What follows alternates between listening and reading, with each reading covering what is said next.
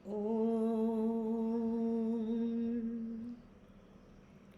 भीष्मद्रोणतटा जयद्रथजला गान्धारनीलोत्पला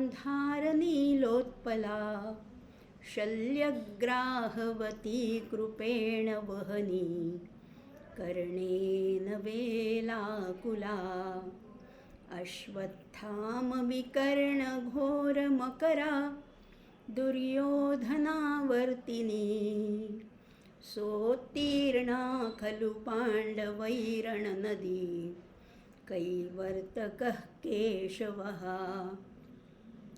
पाराशर्यवचः सरोजममलं गीतार्थगन्धोत्कटन् नानाख्यानककेसरं हरिकथा सम्बोधनाबोधितं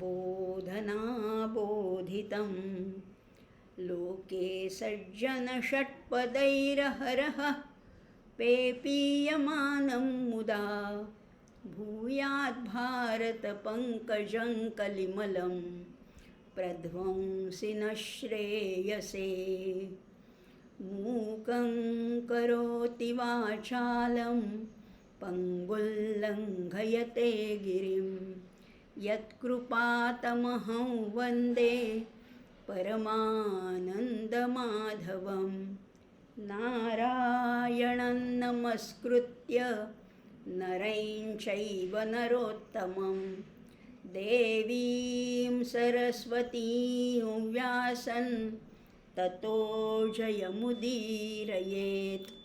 ओम श्री परमात्मने नमः। नमस्कार श्रोते हो, माधवी रघुवीर या यूट्यूब चॅनलमध्ये आपणा सर्वांचं अतिशय मनापासून सानंद स्वागत करत आहे। आपण पाहत आहोत धर्मक्षेत्रे कुरुक्षेत्रे या उपक्रमाच्या माध्यमातून गीतेतल्या प्रत्येक अध्यायातल्या प्रत्येक श्लोकाचा सखोल अभ्यास, त्याचं विवेचन करण्याचा एक अल्पसा प्रयत्न आपण करतो आहोत। आणि आत्ता सुरू आहे तो 14वा अध्याय आणि 14व्या अध्यायातले 2 सेशन्स झालेली आहेत, म्हणजे साधारण 8 एक श्लोक झालेले आहेत आणि जवळजवळ 28 श्लोक आहेत, म्हणजे अजून 20 श्लोक आहेत। आणि त्याच्यामध्ये आपण ह्या त्रिगुणांचं महात्म्य काय आहे, त्रिगुणांनी विरहित अशी एकही व्यक्ती, वस्तू, पदार्थ या सृष्टीमध्ये नाहीच आहे।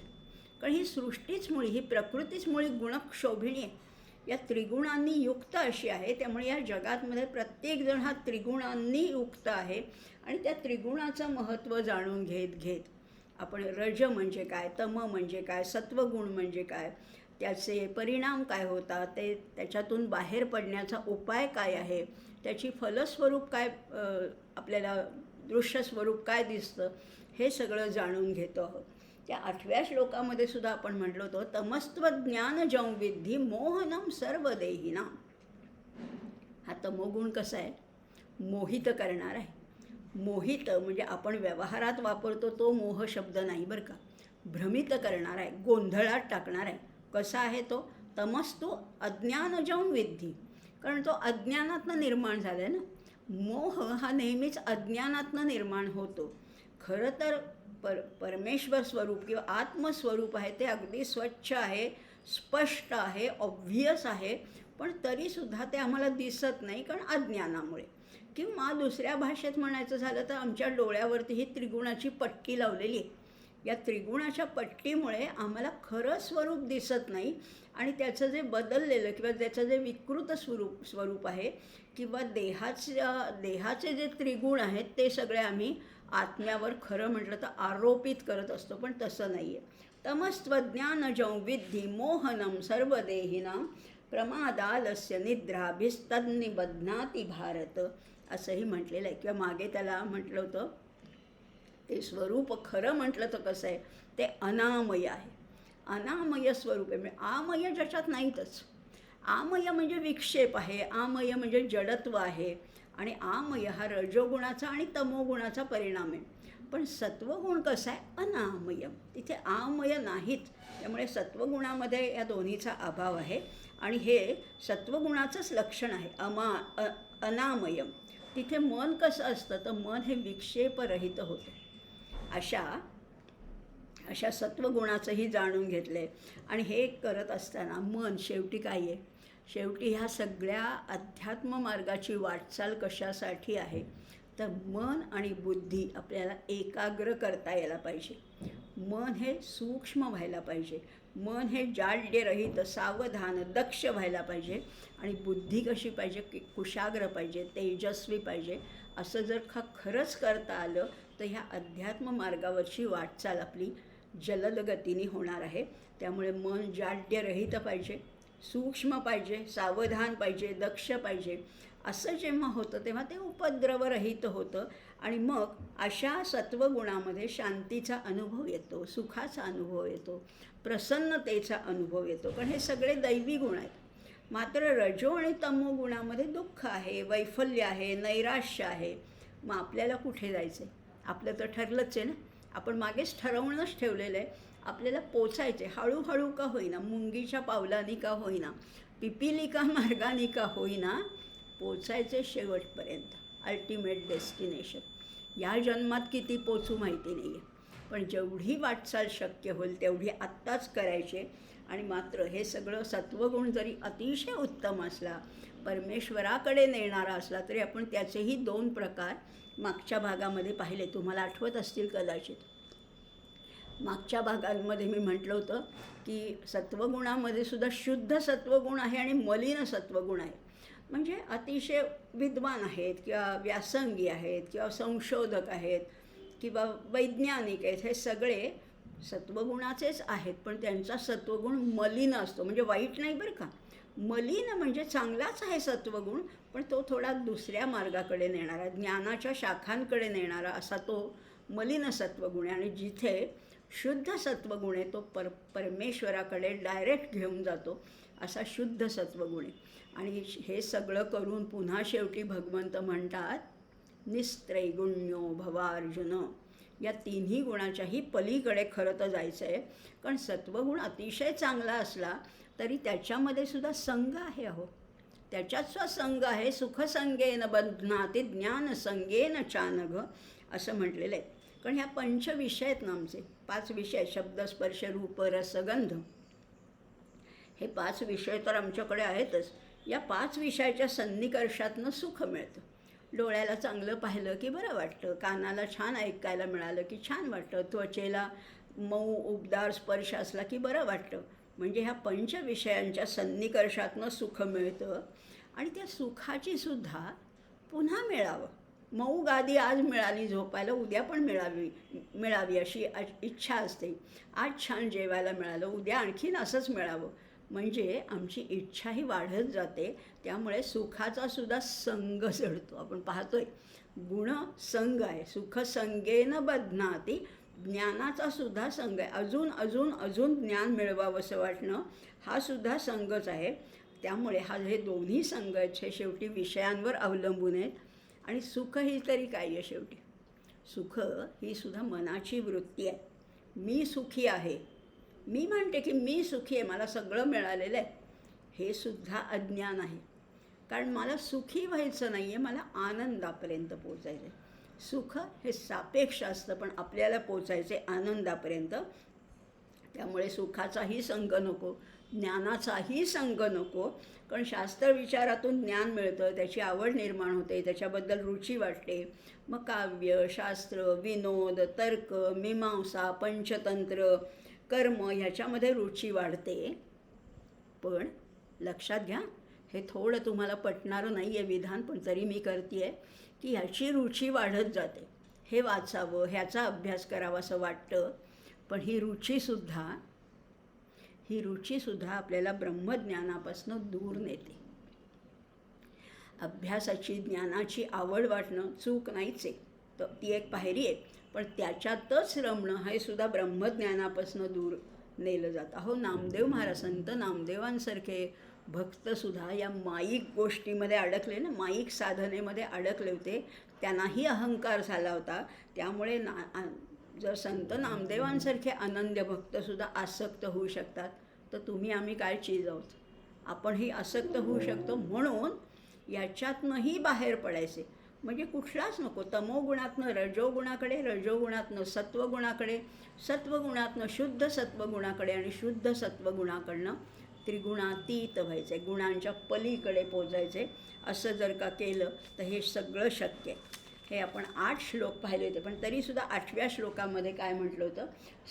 तमस्त्वज्ञानजं विद्धि मोहनम सर्वदेहिनां. तमोगुण कसा आहे बोललो होतो आपण मागच्या वेळेला. तमोगुण हा अज्ञान स्वरूप आहे.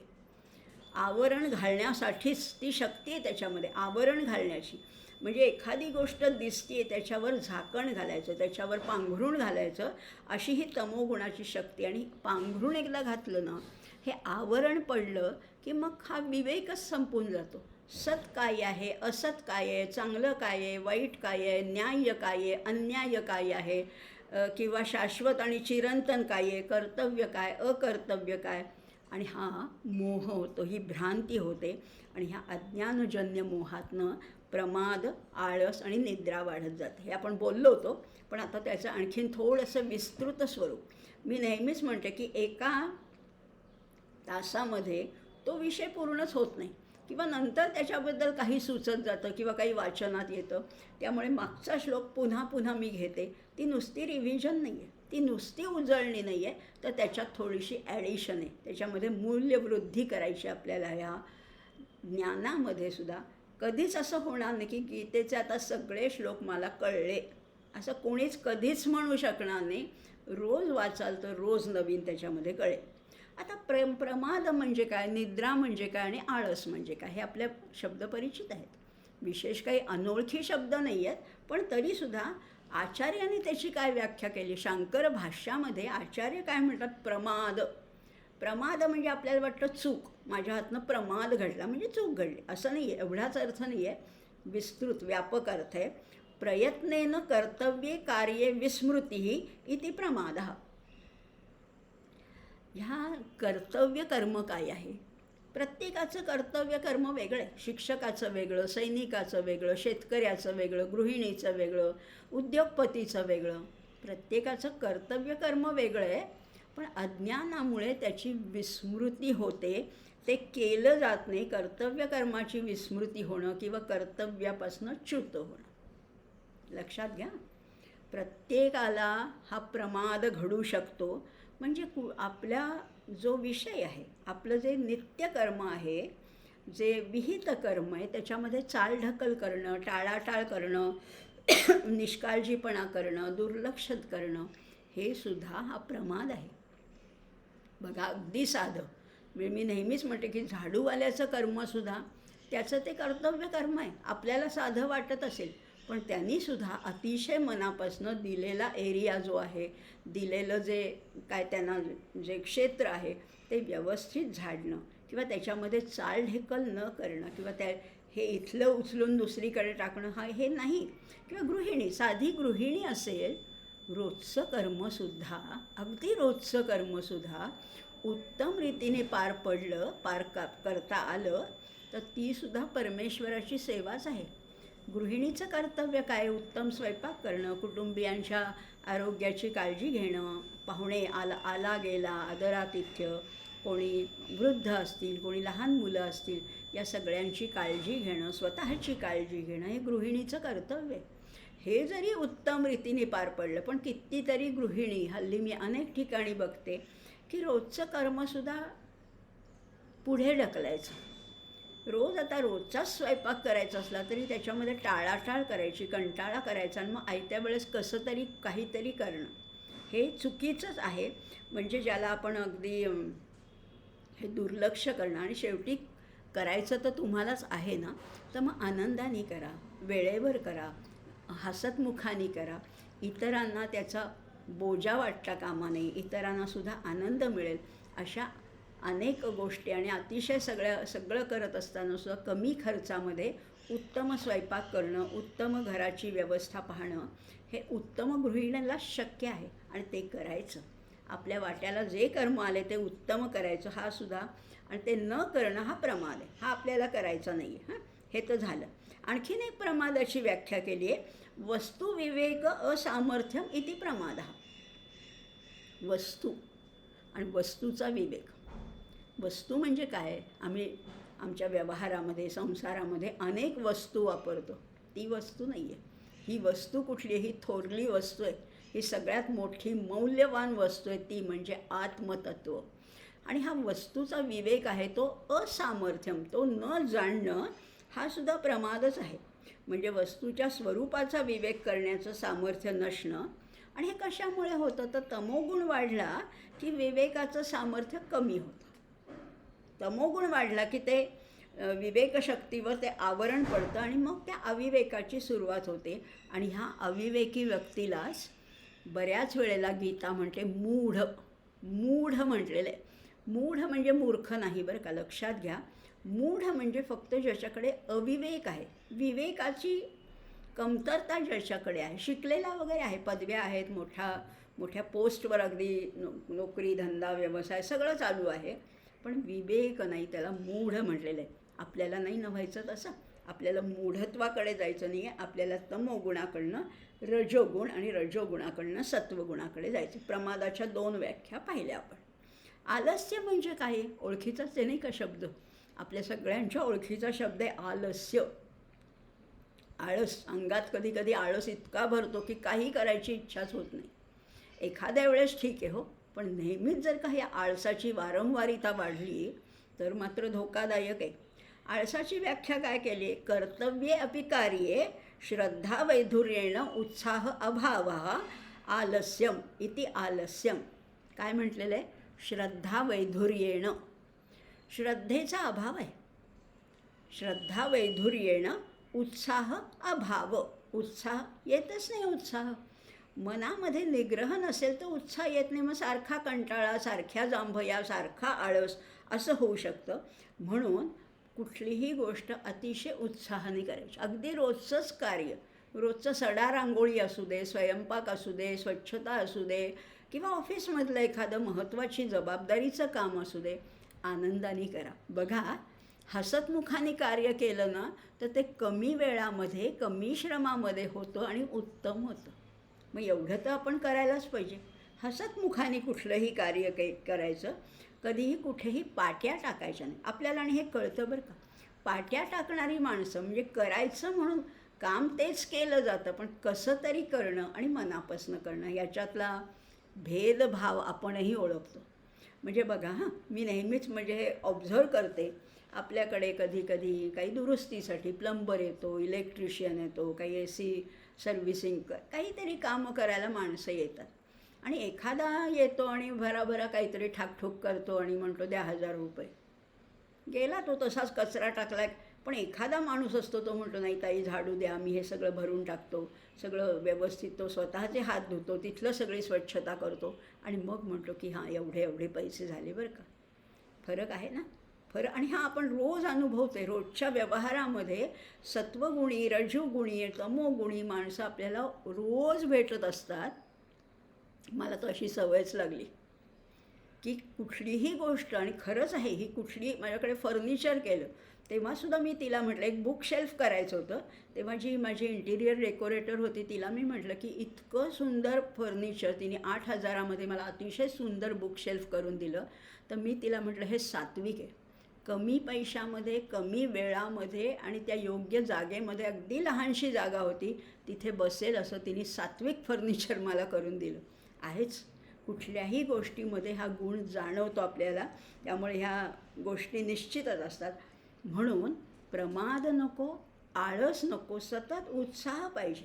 आणि वेळच्या वेळेस कामं केली ना, म्हणजे मी नेहमीच म्हणते आपल्या सगळ्यांच्याच दिवसाला 24 तास आहेत, पण आपण 25वा तास निर्माण करायचा. म्हणजेच या 24 तासाचं उत्तम नियोजन जर का केलं, अगदी तुम्हाला आराम करायला सुद्धा वेळ ठेवा, पण नियोजन उत्तम केलं तर 25वा तास निश्चितपणाने निर्माण करता येतो.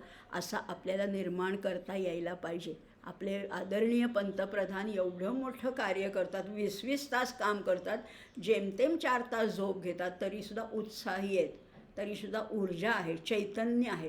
कधीही ते आळसावलेले, कंटाळलेले, जांभया देत असे कधीही दिसणार नाहीत.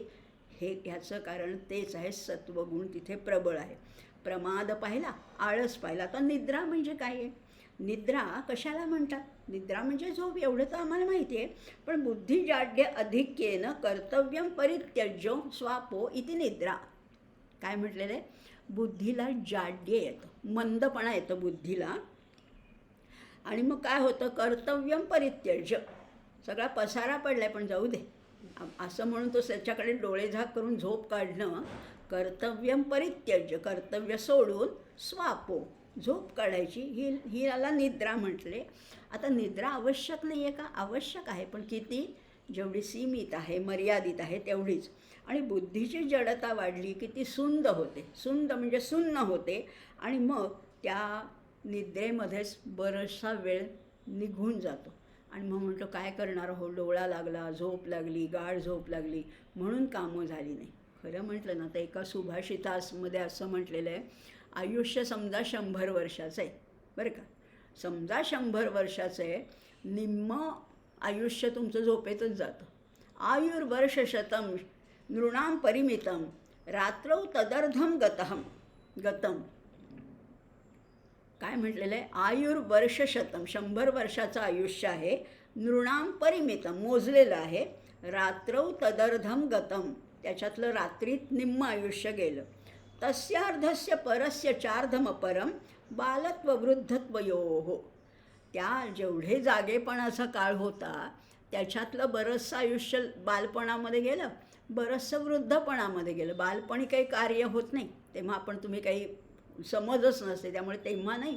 आणि वृद्धत्वामध्ये कार्य होत नाही, म्हणजे आधी रात्रीमध्ये निम्म आयुष्य गेलं, जेवढे जागे होतात त्याच्यातलं बालत्व गेलं, वृद्धत्व गेलं. शेषम, जे उरलं होतं ते ठरवलं होतं करायचं बरं का, आता ह्याचा सदुपयोग करायचा. शेषम व्याधी वियोग दुःखसहितम सेवादिभिर्नीयते. उरलेलं आयुष्य जे होतं ना, ती नोकरी, सेवा, चाकरी, ऑफिस, व्यवसाय ह्याच्यात गेलं. काही आणखीन थोडंसं शिल्लक होतं ते व्याधी, विकार, दुखणी, बाणी ह्याच्यामध्ये गेलं. जीवे वारी तरंग चंचलतरे सौख्य कुतः प्राणिनाम.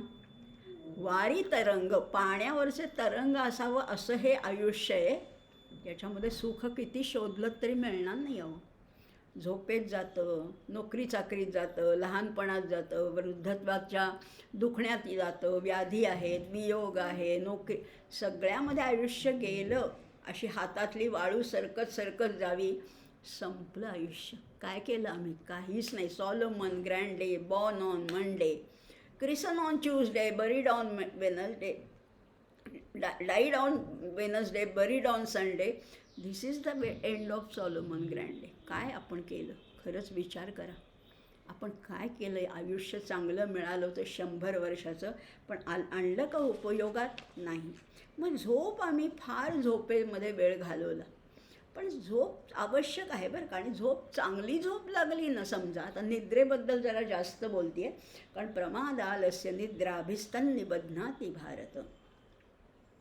जर का झोप थोडी लागली, म्हणजे क्वालिटी जर का स्लीप मिळाली, क्वांटिटी नाही, क्वालिटी, शांत निद्रा लागली तर खरोखर 4-5 तासाची निद्रासुद्धा पुरते. पण ही कुणाला लागते अहो? सगळ्यांना अशी झोप लागतच नाही. कुणालाही अशी झोप लागते. सुखम शेते सत्यवक्ता सुखम शेते मितव्ययी हितभुक मितभुक चैव तथैव विजितेंद्रियः. सुखम शेते, शेते म्हणजे शेत नाही बरं का, शेते म्हणजे झोपतो. सुखम शेते, सुखाने कोण झोपतो? सत्यवक्ता, जो खरा बोलणारा असतो ना त्याला सुखाची झोप लागते. सुखम शेते मितव्ययी, ज्याचा खर्च मित आहे, अल्प प्रमाणात जो खर्च करतो, ज्याच्यावर कर्जाचे डोंगर नाही आहेत, तो शांत झोपतो. सुखम शेते मितव्ययी.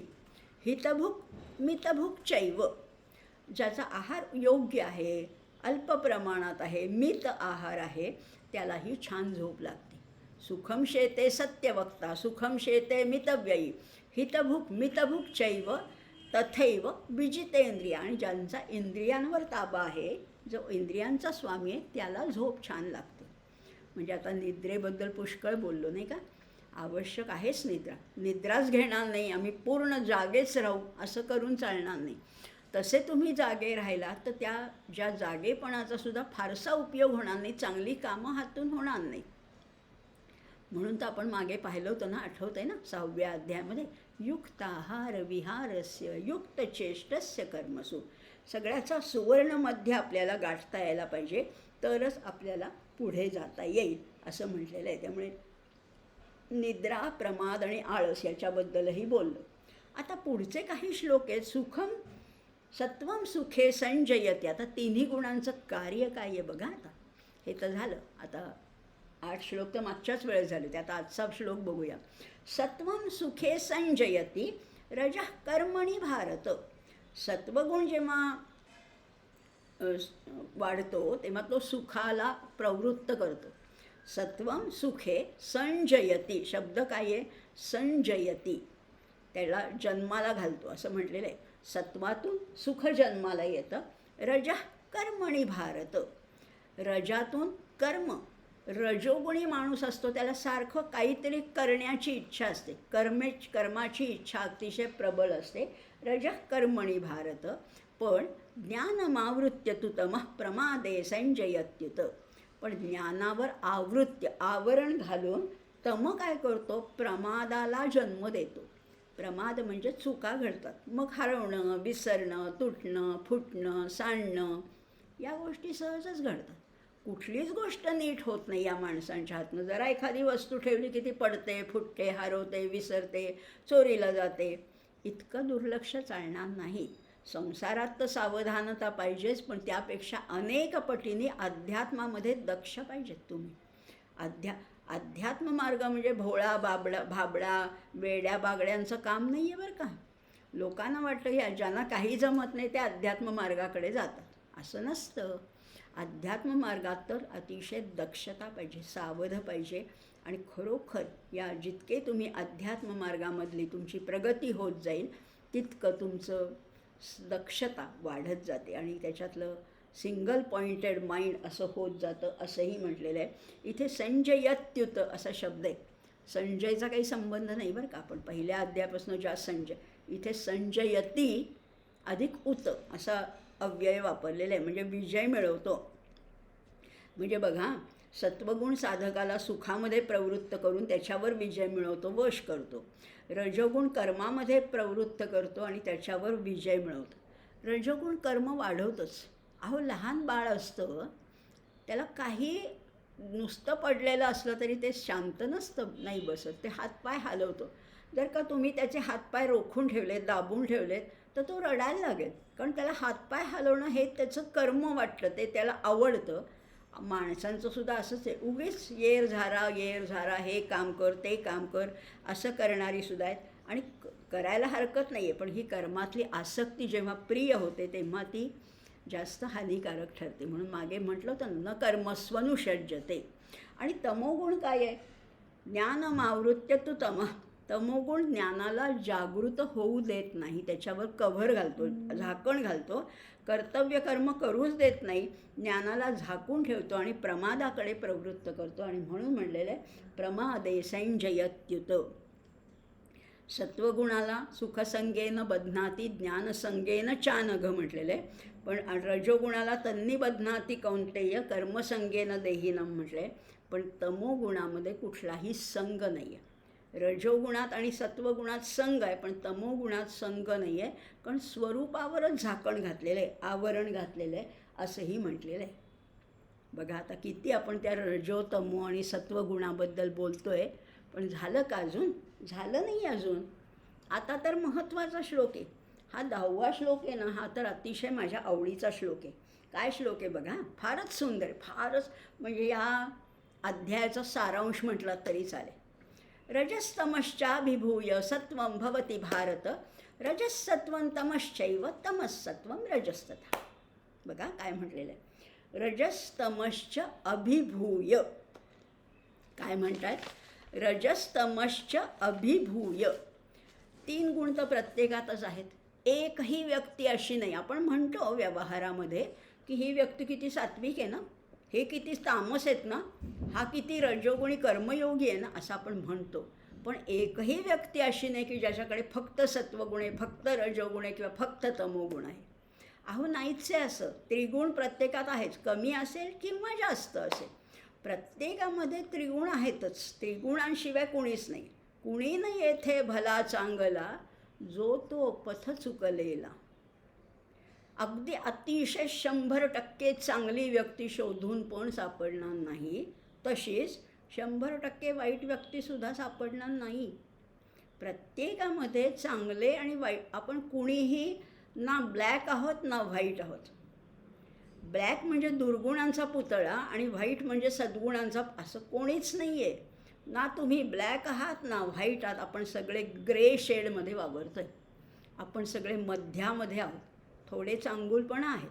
वरवर समाजामध्ये कितीतरी लोक मुखवटे घालून वावरत असतात, पण ते नेहमी तसेच असतील असं नाही आहे ना. असं नसतंच मुळी. मग आता इथे काय सांगितलं, रजस्तमश्च अभिभूय. आता बघूया अभिभूय म्हणजे काय. आता सत्वगुण कसा आहे, रजस्तमश्चाभिभूय सत्वं भवती भारत. या दोघांना मागे सारून, अभिभूय म्हणजे मागे ढकलून, सत्वगुण प्रकर्षाने दिसायला लागतो. कसा आहे सत्वगुण हो? सत्वगुण कसा आहे, दयाळू आहे, द्रोह न करणारा आहे, निषिद्ध चुकीचं आचरण न करणारा, धैर्य न सोडणारा, इतरांना मदत करणारा, महाज्ञानी असा तो असतो. पण तो कसा, केव्हा बाहेर पडतो, केव्हा प्रगट होतो, रजस्तमश्च अभिभूय. हे तीनही गुण कमी अधिक प्रमाणामध्ये सगळ्या व्यक्तींमध्ये असतातच. मात्र कालानुसार, प्रसंगानुसार यापैकी एक गुण वाढतो, प्रबळ होतो आणि तो इतर दोन गुणांना दाबून टाकतो आणि जो त्याच्यापेक्षा वरचढ ठरतो तोच सगळ्यांना ओव्हरटेक करतो. व्यवहारातली भाषा बघूया बरं का. व्यवहारातली 2-3 उदाहरणं आपण बघणार आहोत. काय म्हटलेलं आहे बघा. रस्त्याने 3 गाड्या चाललेल्या आहेत बरं का. 3 गाड्या चाललेल्या आहेत. सत्वाची गाडी आहे, रजाची आहे आणि तमाची आहे. तिन्ही गाड्या साधारण सारख्या स्पीडने चालल्या. पण एखादी गाडी जास्त स्पीड घेते आणि त्या बाकीच्या 2 गाड्यांना मागे टाकते. व्यवहारात बघतो की नाही आपण. व्यवहारात हा अनुभव आहे की एखाद्या गाडीने स्पीड घेतला तर ती बाकीच्या 2 गाड्यांना मागे टाकते, म्हणजेच ओव्हरटेक करते. मग या आपल्या व्यवहारातल्या या 3 गुणांचं सुद्धा असंच आहे अहो. एखादा गुण जेव्हा प्रबळ होतो तेव्हा इतर 2 गुणांना तो मागे टाकतो. किंवा आणखीन एक उदाहरण सांगू का. आणखीन एक उदाहरण बघा. आपल्याकडे खूप उदाहरणं आहेत, कारण ही गीता तत्त्वज्ञान आहे, सिद्धांत समजून घ्यायचेच आहेत. पण व्यवहारातली उदाहरणं जर का आपल्याला पटली तर ती जास्त ठसतात मनावर. मांजरीची पिल्लं पाहिलीत नाही का आपण. मांजरीला एक साधारणपणे 2-3 पिल्लं होतात आणि ही 3 पिल्लं एकमेकांशी खेळत असताना खेळण्याचाच त्यांचा एक भाग असतो की एकमेकांच्या त्या अंगावर चढतात. एक दुसऱ्याच्या अंगावर चढतो, दुसरा परत खाली पडतो, परत तिसरा त्याच्यावर चढतो. असला काहीतरी त्यांचा खेळ चाललेला असतो. मग आता जो वर चढला आहे तो जास्त श्रेष्ठ आहे असं नाही आहे. काही वेळा तो खाली येणार आहे आणि दुसरा वर चढणार आहे. मांजराच्या पिल्लांचं जसे हे तिघही कधी हा वर कधी तो वर असं चाललेलं असतं, तसंच आमच्या शरीरात पण हे त्रिगुणांचा हा सगळा खेळ चाललेला आहे.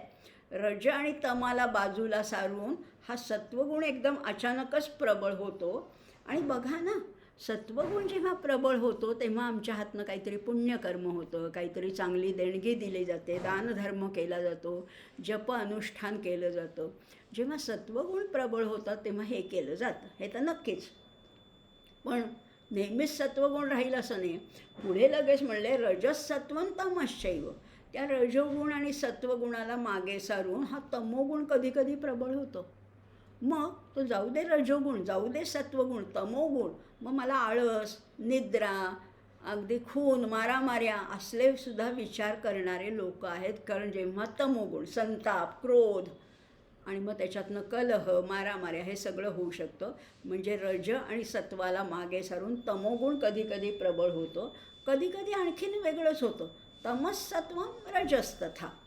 तम आणि सत्वगुणाला मागे सारून तो रजोगुण प्रबळ होतो. मग तेव्हा तो कर्माला प्रवृत्त होतो. रजोगुण म्हणजे काय आहे बघा. आता सत्वगुणाचं पाहिलं आपण, पण रजोगुण म्हणजे नेमका काय आहे. तर रजोगुणामध्ये 3 प्रकारच्या ऐषणा असतात. लक्षात घ्या. ऐषणा म्हणजे इच्छा आहेत. कुठल्या कुठल्या ऐषणा आहेत. लोकेषणा आहे, दारेषणा आहे, वित्तेषणा आहे. सगळ्याच आहेत. संपत्ती मिळवण्याची हाव असते. चांगली गोष्ट चांगलीच आहे. संसारासाठी आपल्या गृहस्थाश्रमासाठी पैसा आवश्यकच आहे, पण किती किती अजून अजून अजून ही वित्तेषणा आहे. दारेषणा, स्त्री सौख्याची सुद्धा लालसा असणं ही दारेषणा आहे. आणि लोकेषणा म्हणजे प्रसिद्धी, कीर्ती मिळावी ही सुद्धा एक लोकेषणा आहे. म्हणजे महत्त्वाकांक्षा असावी, पण अतिमहत्त्वाकांक्षा, प्रसिद्धीची हाव, कीर्तीचा हव्यास असा असणारा मनुष्य सतत क्रियाशील असतो. आपण म्हणतो त्याला उद्योगपती आहे, खूप मोठा पसारा आहे, खूप व्याप यांनी वाढवला आहे, पण हा रजोगुणाचाच खरं तर प्रभाव आहे. आणि तमोगुण तर आत्ताच आपण पाहिला. निद्रा, आळस, प्रमाद, क्रौर्य, राग, अतिशय राग ह्यांना अनावर होतो. मग ह्या मुलीचं माझ्यावर प्रेम नाही म्हणून तिच्यावर अगदी बेलाशकपणाने ॲसिड फेकलं जातं. हे क्रौर्याची परिसीमा नाही आहे का? हे क्रौर्य आहे, हा दुष्टपणा आहे. या सगळ्या दुर्गुणांनी हा तमोगुण युक्त असतो. आणि व्यवहारात आपण पाहतो साध्या की गाडीला जागा दिली नाही पुढे जायला म्हणून एखाद्याचा खून केला जातो. किती या साध्या क्षुल्लक गोष्टी आहेत. किंवा भाजीमध्ये मीठ जास्त झालं म्हणून बायकोच्या डोक्यात वरवंटा घातला. हे काय लक्षण आहे? हे तमोगुणाचंच लक्षण आहे. त्यामुळे हे सत्व, रज, तम हे प्रत्येकामध्ये आहेतच. तुम्ही स्वतःला कितीही सात्विक समजत असाल तरी तुम्ही रागवला नाही, तुम्ही काही वाईट कर्म केलं नाही, असंच घडलं आहे का आयुष्यात? असं होतच नाही, प्रत्येकाच्या हातनं होतं. आणि म्हणून तर अतिशय वाईट व्यक्ती असली तरी त्यांच्या हातनं सुद्धा कधी चांगली कार्य घडतात बरं का. त्यांच्या धर्मासाठी, त्यांच्या काही गोष्टींसाठी ते चांगला दानधर्मसुद्धा करतात. आणि अतिशय सात्विक वाटणारी व्यक्ती कधी तिच्या हातनं हिंसाचार घडतो, कधी अतिशय संताप अनावर होतो किंवा कोणाचा तरी खूनही होऊ शकतो. कारण ह्या त्रिगुणांचं हे प्राबल्य आहे. कारण हे त्रिगुण असेच या प्राबल्य वाढल्यामुळे या सज्जन व्यक्तीच्या हातनं अपराध घडतो किंवा दुर्जन व्यक्तीच्या हातनं पुण्यकर्मसुद्धा घडतं. हे सगळं आहेच आहे. समर्थ तर आमचे म्हणतात, तया सांसारिकांची स्थिती देही त्रिगुण वर्तती, एक येता दोन जाती निघून या. एक आला की दोन निघून जातात. आणि म्हणून तर माणसं बघा, आपण म्हणतो की मागच्या एखाद्या प्रसंगात ही व्यक्ती अशी वागली होती, पण म्हणून पुढे तोच प्रसंग तसा आला की ती व्यक्ती तशीच वागेल असं नाही. माणसं अनप्रेडिक्टेबल का होतात? आपण ज्याच्या बरोबर राहतो किंवा आपल्या ज्यांचा अतिशय चांगला सहवास आहे त्यांच्याबद्दलसुद्धा आपण निश्चित विधान करू शकत नाही की ह्या प्रसंगात ही व्यक्ती अशी वागेल, असं सांगता येत नाही. कारण त्यावेळेला त्यांचा कुठला गुण प्रबळ असणार आहे हे त्यांचं जाऊ दे, आपल्यालासुद्धा माहिती नाही आहे. आपण अतिशय शांत असतो, अतिशय समजूतदारपणाने वागत असतो, पण कधी ती मर्यादा ओलांडून आपला संतापही अनावर होऊ शकतो. त्यामुळे हे तिन्ही गुण खरं तर संस्कार रूपाने आपल्या प्रत्येकामध्ये सुप्त रूपामध्ये असतातच. ते कधी व्यक्त होतील, कधी प्रगट होतील हे मात्र सांगता येत नाही. म्हणून तर हा श्लोक अतिशय आवडीचा आहे. रजस्तमश्चाभिभूय सत्वं भवति भारत, रजसत्वं तमश्चैव तमसत्वं रजस्तथा. आता हे तर आम्ही 3 गुण आपल्याला कळले, पण आता एखादा गुण वाढला आहे हे कळणार कसं? कळतं म्हणजे, पण ह्याच्या एक स्पष्ट त्याचा उल्लेख इथे केलेला आहे. काय म्हटलेलं आहे? सर्वद्वारेषु देहेस्मिन् प्रकाश उपजायते, ज्ञानै यदा तदा विद्यात् विवृद्धं सत्वमित्युत. सर्वद्वारेषु आपल्याला शरीराला हे नवद्वाराचं हा देह आहे किंवा हे नगर आहे, ही पुरी आहे असं म्हटलं जातं. 9 द्वार आहे. या सर्वद्वारेषु काय होतं? देहे अस्मिन. मागच्या वेळेला म्हटलं होतं सर्व देहिनाम, त्या सृष्टीच्या उत्पत्तीचं वर्णन करताना म्हटलं होतं, तुम्हाला आठवत असेल 4थ्या श्लोकामध्ये म्हटलं होतं,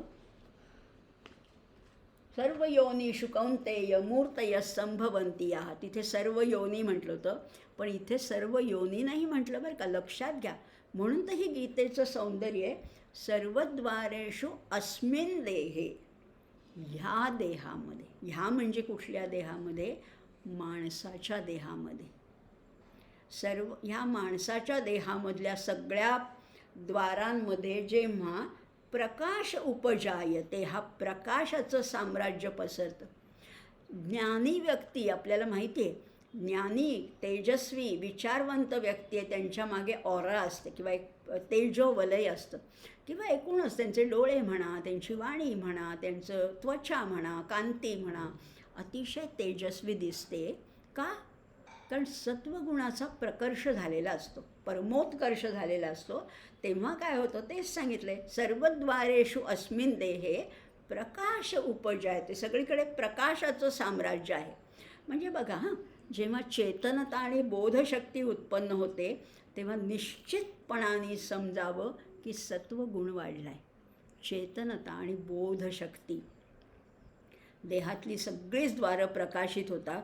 म्हणजेच सगळ्या इंद्रियांच्या ठिकाणी निस्वार्थपणाने काही चांगलं करण्याची प्रेरणा जागी होते आणि बोधशक्ती निर्माण झाली की सत्वगुणाचा उदय होतो. डोळ्यांना काय वाटतं? चांगलं पाहावं. कानांना वाटतं की चांगलं नाम ऐकावं. वाणीला वाटतं की त्याचं नाव घ्यावं. घेई घेई माझे वाचे, गोड नाम विठोबाचे. डोळे तुम्ही घ्या हो सुख, पहा विठोबाचे मुख. कानांना सांगितले तुम्ही नाम ऐका. अशी ही ओढ लागते. तेव्हा निश्चितपणाने ओळखावं की इथे सत्वगुण वाढलेला आहे. सर्वद्वारेषु अस्मिन् देहे प्रकाश उपजायते. आणि काय? ज्ञानही, प्रकाशही आहे आणि ज्ञानसुद्धा आहे. म्हणजे काय आहे? ज्ञानालाच प्रकाश खरं तर म्हटलेलं आहे. ज्ञान हाच खरं तर प्रकाश आहे. पण आता इथे बघूया, ज्ञान थोडं वेगळं आणि प्रकाश वेगळा बरं का. थोडासा ज्ञान आणि प्रकाशामध्ये फरक आहे. इथे ज्ञान पण वाढलं आहे आणि प्रकाश म्हणजे तेज आहे आणि बोधशक्ती, चेतनता आणि ही बोधशक्ती वाढते. तेव्हा या सत्वगुण वाढतो. आणि या सत्वगुणाच्या काही खुणा आपल्या सर्वसामान्यांनासुद्धा काही माणसं ओळखू येतात. नेहमी बरोबर असेल असं नाही, पण बऱ्याच या खुणा आपण ओळखतो की हा माणूस सत्वगुणी आहे. समर्थांनी त्या दासबोधामध्ये या तिन्ही गुणांचं अतिशय सुंदर वर्णन करून ठेवलेलं आहे. परमार्थाची आवडी, उठे भावार्थाची गोडी, परोपकाराची तातडी, तो सत्वगुण. परमार्थ मार्गाची आवडच निर्माण होते. प्रवचन, कीर्तन, पुराण, काहीतरी चांगलं ऐकावं, नामस्मरण, परमेश्वराचं मुख पाहावं आणि परोपकाराची तातडी. आपोआपच स्वार्थी भावना कमीच होते. मला पाहिजे, मला मिळालं पाहिजे, माझं असं आहे, नाही. हे दुसऱ्यांसाठी काहीतरी करावं अशी परोपकाराची नुसतीच भावना होत नाही, परोपकाराची तातडी वाटायला लागते, परोपकाराची इच्छा होते, तो सत्वगुण. बघा, जगामध्ये कितीतरी परोपकारी व्यक्ती असतात. स्वतःसाठी काही नाही, स्वतःला उलट कधीकधी पदरमोड करूनसुद्धा दुसऱ्यांसाठी ते कार्य करतात. अशी अनेक लोकं आपल्या माहितीत असतील, ओळखीमध्ये सुद्धा असतील. अशी जी आहेत ती सत्वगुणी आहेत. किंवा असंही म्हटलेलं आहे, ऐसी भक्तीची आवडी, ती नीच दास्यत्वाची गोडी, स्वये देवद्वार झाडी, तो सत्वगुण. भक्तिमार्गाची गोडी लागते, दास्यत्व. परमेश्वर हा स्वामी आहे आणि मी त्याचा दास आहे, अशी एक गोडी लागते. आणि मग अशा व्यक्तींना कितीही मोठ्या असतील, कितीही श्रीमंत असतील, स्वये देवद्वार झाडी, देवालयाचा परिसर झाडण्यामध्ये त्यांना कुठेही कमीपणा वाटत नाही, तो सत्वगुण, तो सत्वगुण. आणि या सत्वगुणाचं एक महत्त्वाचं लक्षण म्हणजे समाजाचे कितीही घाव तो उपासक सोसतच जातो. कठीण शब्द शांतपणाने पचवतो. त्याचा देहाभिमान गळून जातो. विषयांची आसक्ती संपून जाते.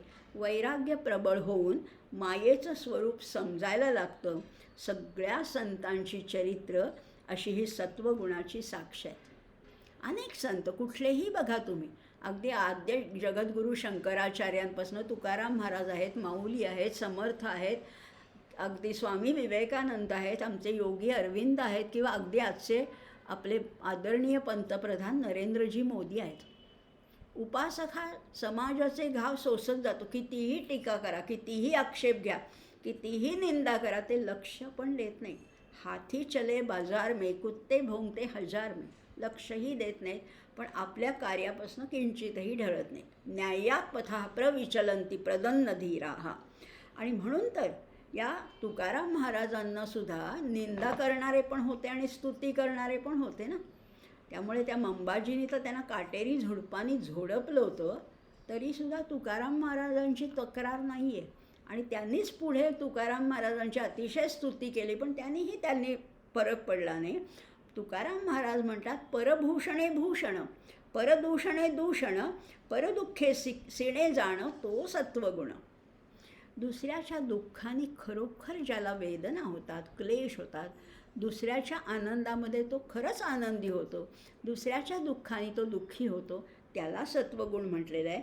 आणि ज्या धर्माच्या पालनाने असा सत्वगुण वाढतो तो सर्वश्रेष्ठ धर्म आहे. हे तर नक्की झालं. सत्वगुण असा आहे.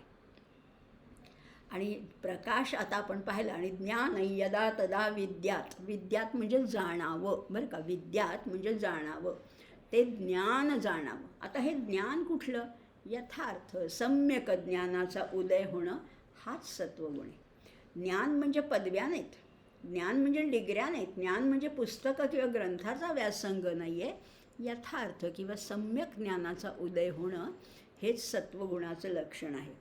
समर्थ तर आमचे सांगतात, तुम्ही तुमचा चांगुलपणा काही केल्या सोडायचा नाही. मना श्रेष्ठ धारिष्ट जीवी धरावे, मना बोलणे नीच शोषित जावे. तुम्ही इतकं तुमचं धारिष्ट वाढवून ठेवा की लोक निंदा करतील पण शोषित जावे. आणि लोक बोलले म्हणून आपण नाही बोलायचं. मना बोलणे नीच शोषित जावे हे जरी खरं असलं तरी स्वये सर्वदा नम्रवाचे वदावे.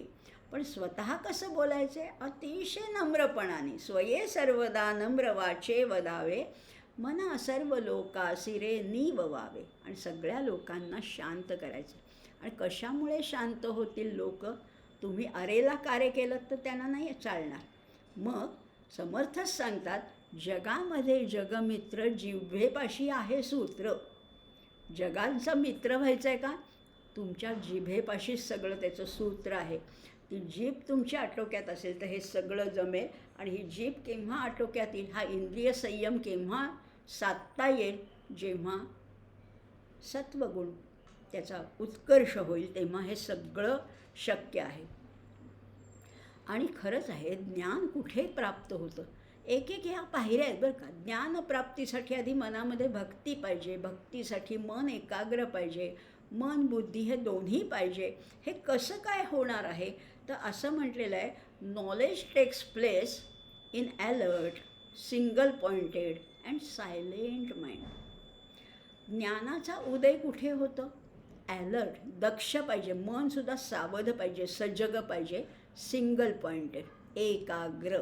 आणि पुढे म्हणलेलं आहे सायलेंट, शांत मनामध्ये हा ज्ञानाचा उदय होतो. आणि हेच सांगितले, सर्वद्वारेषु देहेस्मिन् प्रकाश उपजायते, ज्ञान यदा तदा विद्यात विवृद्धं सत्वमित्युत.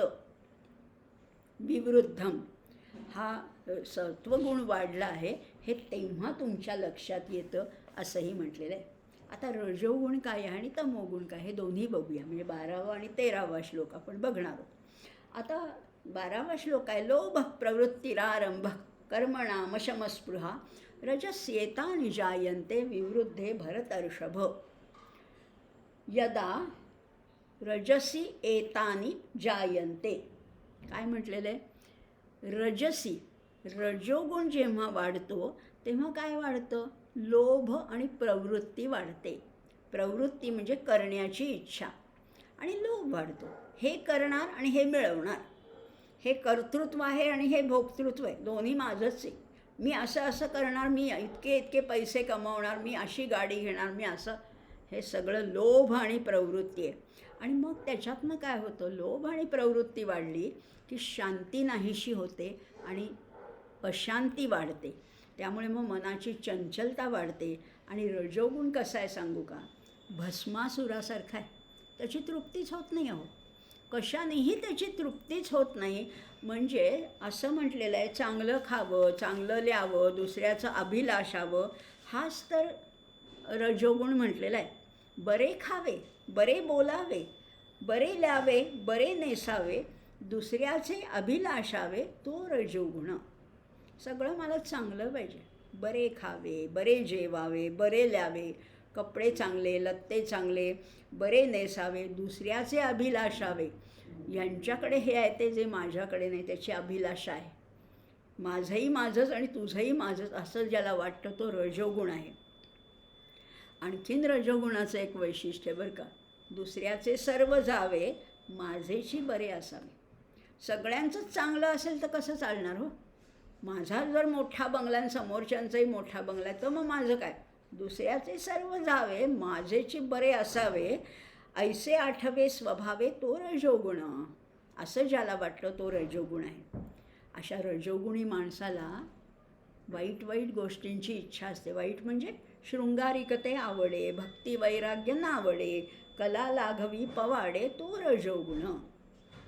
सिनेमा, नाटक हे सगळं आवडतं, पाहू नका असं नाही बरं का, पण त्याच्यात आसक्त व्हायचं नाही, त्याच्यात अडकायचं नाही आहे. वैराग्य भक्ती नावडे असं इथे म्हटले, तो रजोगुण असं आहे.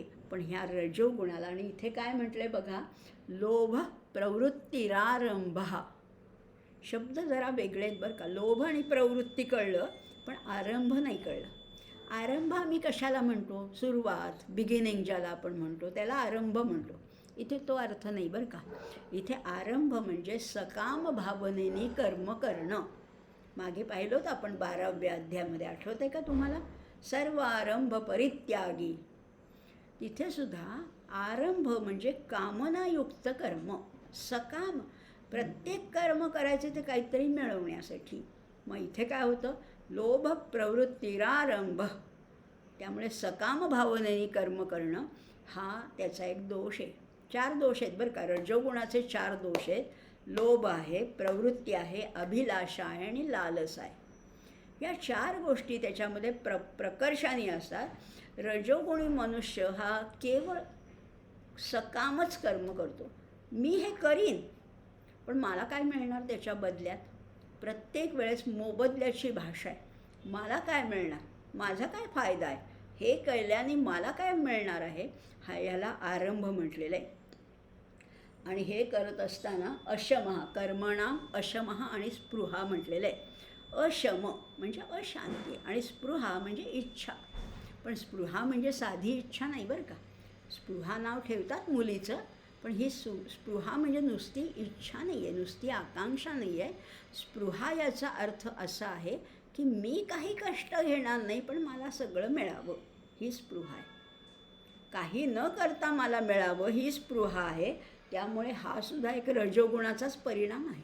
लोभ प्रवृत्तीरारंभ कर्मणाम अशमः स्पृहा. रजसी एतानी जायन्ते. आणि ह्या रजोगुणातनं हे सगळं निर्माण होतं. म्हणजे मनाची चंचलता आहे, अशांती आहे, कोणत्याही सांसारिक पदार्थांना आपलं मानणं, माझ्यासाठी, हे जे आहे ना हे सगळं माझ्यासाठी आहे असं मानणं, हा सुद्धा रजोगुण आहे. ही स्पृहा आहे, ही लालसा आहे. मात्र रजोगुण हा प्रयत्नपूर्वक टाळता येतो. तमोगुण हा उखडून टाकायला अवघड आहे. रजोगुण त्या मानाने सोपा आहे. कारण रजोगुणामध्ये प्रवृत्ती आहे. मग फक्त काय करायचं, ही प्रवृत्ती जी विषयांकडे आहे, पैशाकडे, अर्थाकडे जी आहे, ती फक्त परमेश्वराकडे वळवायची. गोंदवलेकर महाराज तर म्हणतात, या खिशातले पैसे काढून त्या खिशात ठेवायचे. किंवा आपल्या बायकांच्या भाषेत म्हटलं तर आपण पर्स बदलतो, या पर्समधले पैसे काढून त्या पर्समध्ये ठेवायचे. इतकं सोपं आहे. इथलं चित्त काढायचं, संसारामध्ये जे गुंतलेलं चित्त आहे ते काढायचं आणि परमेश्वर चरणी लावायचं. पण बोलण्या इतकं सोपं आहे का? सोपं नाही आहे. पण त्यामुळे रजोगुणातनं सत्वगुणाकडे जाणं त्या मानाने सोपं आहे, जेवढं तमोगुणातनं रजोगुणाकडे जाणं अवघड आहे. कारण तो असा ऋतून बसलेला आहे. हा त्या मानाने वरवरचा आहे, तो काढून टाकता येतो किंवा त्याला बदलता येतो किंवा त्याचं दिशा त्याला वेगळी देता येते. आणि असं ह्याच्यात म्हटलेलं आहे. आणि अजून एक 13वा श्लोक बघूया, म्हणजे तो विषय पूर्ण होईल. सत्वगुण वाढला असताना सगळीकडे ज्ञान प्रकाश होतो. रजोगुण वाढला असताना लोभ, प्रवृत्ती, लालसा, अभिलाषा, आरंभ हे वाढतं. मग आता तमोगुण वाढल्यावर काय व्हायचं आहे बघा ना. 13वा श्लोक. अप्रकाशो अप्रवृत्तिश्च प्रमादो मोह एव च तमस्येतानि जायन्ते विवृद्धे कुरु नंदन. तमोगुण वाढला की अप्रकाश, कर्तव्य कर्म न करण्याकडे वृत्ती, प्रमाद किंवा अंतःकरणाला मोहित करणाऱ्या वृत्ती निश्चितपणाने उत्पन्न होतात. तमोगुण वाढला की काय काय होतं आहे? अप्रकाश. अप्रकाश म्हणजे काय आहे? प्रकाश नसणं म्हणजे अंधार असा नाही आहे. इथे अंधार कशाचा आहे? विवेकाचा अंधार आहे, म्हणजे अविवेकच. अप्रकाश म्हणजे अविवेक. कुठला विवेक नसणं? नीर क्षीर विवेक नसणं. नीर क्षीर, योग्य काय अयोग्य काय हे न कळणं हा अप्रकाश आहे. दुसरं म्हटलं कर्तव्य कर्म टाळण्याकडे प्रवृत्ती होते. म्हणजे काय आहे? जे करायला पाहिजे ना, खरं तर माझं हे कर्तव्य आहे. माझं हे कर्तव्य की ही कामं करणं मला करायलाच पाहिजे आणि मला कोणी सांगितलेलं नाही, मला आतून कळते. मी गृहिणी आहे का, मी शिक्षिका आहे का, मी नर्स आहे, माझी आत्ताची कर्म कुठली, प्रायोरिटी काय आहे हे मला कळतं पण वळत नाही. मग ते जाऊ दे, हे मग मी दुसऱ्यावर सोपवीन किंवा नाही केलं तर काय होतं आहे, होमवर्क नाही केला तर काय होतं, कशानेच काही बिघडत नाही. पण त्याच्यातनं तुमचा गुण काय आहे हे निश्चितपणाने कळतं. कर्तव्य कर्म टाळण्याकडे वृत्ती असली. एका घरामध्ये मी पाहिलं, सासू सुना दोघी आहेत.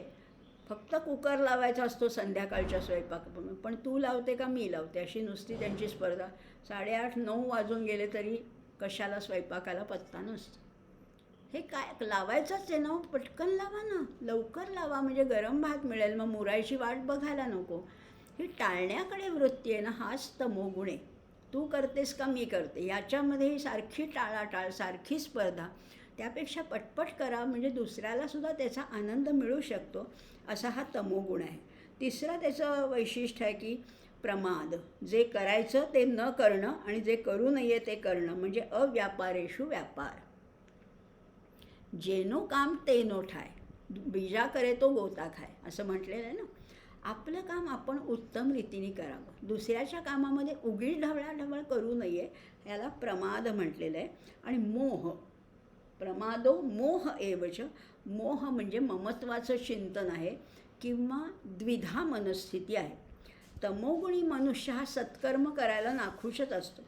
त्यांना विचारलं की कीर्तनाला येता का, प्रवचनाला येता का, तर ते नाही म्हणतील. पण तमाशाला येता का, तर ते लगेच, किंवा मारामारी करायला येता का, इथे जर आहे खुन्नस आहे कोणाची तरी वगैरे, तर ते लगेच येतात. म्हणजे या तमोगुण माणसाला सत्कर्म करण्याकडे कल नसतो, पण दुष्कर्म करायला त्यांना अतिशय आवडतं. मग मध्यरात्री बोलवलं तरी काहीतरी चुकीची कामं करायला, व्यभिचार आहे, हत्या आहे, मद्यपान आहे, चोरी आहे, अशी वाईट कर्म करायला त्यांना अतिशय आवडतात. उलट तिथे त्यांचा उत्साह सळसळतो, तिथे प्रवृत्ती खूप आहे. म्हणजे बघा ना, व्यवहारात किंवा निसर्गातसुद्धा हे बघतोस ना, घुबडाला जसं अंधारात चांगलं दिसतं तसं तमोगुणी माणसाला ती वाईट कर्म करायची म्हटलं की अतिशय उत्साह येतो. मग काय त्यांना अगदी तहान भूक हरपूनसुद्धा मग ते चोऱ्या मारामाऱ्या याच्यामध्ये प्रवृत्त होऊ शकतात. म्हणून तर हे म्हटलेले अप्रकाशो प्रवृत्तिश्च प्रमादो मोह एवच तमस्येतानि जायन्ते विवृद्धे कुरु नंदन. प्रत्येक ठिकाणी अर्जुनाला वेगळं संबोधन वापरले. भरतर्षभ, कुरुनंदन अशी संबोधनं वापरून त्याला हे पदोपदी पटवून देण्याचा प्रयत्न करतायत की हे गुण कसे आहेत आणि ते कसे आपल्याला बंधनात टाकतात. मागच्या वेळेसच मी बोलताना म्हटलं होतं, पण मागच्या वेळेस जरा माझी तब्येत ठीक नव्हती, पण तेव्हा मी बोलताना म्हटलं होतं की गुण याचे 2 अर्थ आहेत. हे गुण म्हणजे त्रिगुण आहेत, हे तर आपण आता बघतोय. हे त्रिगुण आहेत, सत्व रज तम हे त्रिगुण आहेत. पण प्रत्येक गुण आहे हा बांधणार आहे. आणि संस्कृतमध्ये गुण या शब्दाचाच अर्थ मुळीत दोरी असा आहे. गुण म्हणजे दोरी, गुण म्हणजे बांधणारं. आता याच्यावरनं मागच्या वेळेस मी म्हटलं होतं एक सुभाषित आपण बघूया, ते सांगते असं म्हटलं होतं पण मी सांगायचं राहून गेलं. पण आज मी ते सुभाषित सांगते, किंवा सुभाषितसुद्धा नाही म्हणता येणार त्याला. त्याला म्हटलेलं आहे प्रहेलिका. संस्कृत साहित्यातला अतिशय एक गोड असा एक प्रकार आहे तो म्हणजे प्रहेलिका. म्हणजे आपण कोडी किंवा उखाणे घालतो की नाही, लहानपणी आम्हाला असे वाड्यामध्ये म्हणा किंवा घरामध्ये उखाणे घातले जायचे आणि त्याचं किंवा घमघमाटा, विषाचा काटा असं वगैरे, अशी फणसाचे गरे, अशा अनेक उखाणे घातले जायचं. तसंच एक कोड आहे म्हणा किंवा उखाणं आहे किंवा रिडल आहे असं म्हणा. एक सांगते प्रहेलिका, आणि प्रहेलिका शब्द इतका गोड आहे ना. प्रहेलिका म्हणजे उखाणा, आणि प्रहेलिकावरनंच पहेली हा शब्द आला. हिंदीतला जो पहेली आहे तो याच्यावरूनच आलेला आहे. सांगू का मग एक प्रहेलिका? उत्तर मात्र पुढच्या वेळेला सांगणार आहे, म्हणजे तुम्हाला थोडा विचार करायला वेळ मिळेल. आणि त्याचा ते सांगण्याचा हेतू काय आहे, तर त्याच्यामध्ये गुण हा शब्द आलेला आहे. बघा, आता आधी सुभाषित सांगते, प्रहेलिका सांगते आणि मग त्याचा अर्थही सांगते, पण त्याचं उत्तर मात्र पुढच्या भागामध्ये बघणार. असं एक प्रहेलिका आहे. दंतैर्हीनः शिलाभक्षी निर्जीवो बहुभाषकः गुणवृंद समृद्धोपी परपादेन गच्छति. नुसतंच सांगितली प्रहेलिका, अर्थ सांगते. दंतैर्हीनः, दात नाही आहेत, दंतैही हीनः, दात ज्याला नाही आहेत. शिलाभक्षी, पण तरी शिला म्हणजे दगड किंवा मोठाले धोंडे, दगड धोंडे भक्षी खातो. दात नाही आहेत तोंडामध्ये पण दगड धोंडे खातो. निर्जीवो, जीव नाही आहे त्याच्यामध्ये, सजीव नाही आहे. बहुभाषका, पण तरी फार बडबड बडबड बडबड करतो, बहुभाषका. मग पुढे म्हणलेलं आहे गुणवृंद समृद्धोपी. गुणवृंद, आता मुद्दाम आपण सांगण्याचा हेतू आहे, गुण म्हणजे दोरी, वृंद म्हणजे त्याचा समुदाय, समूह, ग्रुप. अशा अनेक दोऱ्यांनी समृद्धोपी बांधलेला आहे. पण परपादेन गच्छति, पण दुसऱ्याच्या पावलांनी चालतो. कोण आहे? दात नाही पण दगड खातो, जीव नाही पण बडबड करतो. गुणांच्या समूहानी म्हणजे दोऱ्यांच्या समूहानी बांधलेला आहे, पण परपादेनं गच्छति, स्वतःला चालता येत नाही, दुसऱ्याच्या पावलांनी चालतो. असा कोण आहे? ओळखा बरं तुम्ही. याचं उत्तर काय आहे आपण पुढच्या भागामध्ये बघूया. तोपर्यंत विचार करूया. गुण या शब्दावरती श्लेष केलेला आहे, आणि खरंच हे त्रिगुण आपल्यामध्ये आहेतच. जसे त्रिदोष आहेत तसे त्रिगुण पण आहेत. खरं म्हटलं तर हे गुणही नाही आहेत आणि हे दोषही नाही आहेत, पण त्याचं विश्लेषण म्हणा, त्याचं विवरण म्हणा, पुढच्या भागामध्ये करूया. आज मात्र आपण हे 13 श्लोकापर्यंत पाहिलं होतं, आणि याच्यातनं आपण सत्व रज तम ह्या त्रिगुणांचा परिणाम काय आहे, त्याचं हेतू काय आहे, आणि त्याच्यातून मुक्त होता येईल का, आम्हाला कधीतरी याच्यातनं बाहेर पडता येईल का, हा उपायसुद्धा भगवंत सांगत आहेत. पण भगवंत हे कोण आहेत, तर ते स्वतः वैद्य आहेत. ते आपली सगळी प्रकृती तपासून आपल्याला उपायसुद्धा सांगणार आहेत, आणि तेच उपाय आपण पुढच्या भागामध्ये बघणार आहोत. आज 13 श्लोक झालेत, अजून 15 श्लोक शिल्लक आहेत. बघूया किती भाग लागत आहेत तिथं, तसं आपण पुढे प्रयत्न करूया. आत्ता मात्र प्रार्थना म्हणूया. शांताकारं भुजगशयनं पद्मनाभं सुरेशं विश्वाधारं गगनसदृशं मेघवर्णं शुभांगं लक्ष्मीकान्तं कमलनयनै योगिभिर्ध्यानगम्यं वन्दे विष्णुं भवभयहरं सर्वलोकैकनाथं यं ब्रह्मा वरुणेन्द्ररुद्रमरुतस्तुन्वन्ति दिव्यैस्तवैः वेदैः साङ्गपदक्रमोपनिषदैर्गायन्ति यं सामगाः ध्यानावस्थिततद्गतेन मनसा पश्यन्ति यं योगिनो यस्यान्तन्न विदुःसुरासुरगणा देवाय तस्मै नमः देवाय तस्मै नमः देवाय तस्मै नमः भगवान गोपाल कृष्ण महाराज की जय. गीता माता की जय. ज्ञानेश्वर महाराज की जय. जय जय रघुवीर समर्थ. भेटूया पुढच्या भागामध्ये.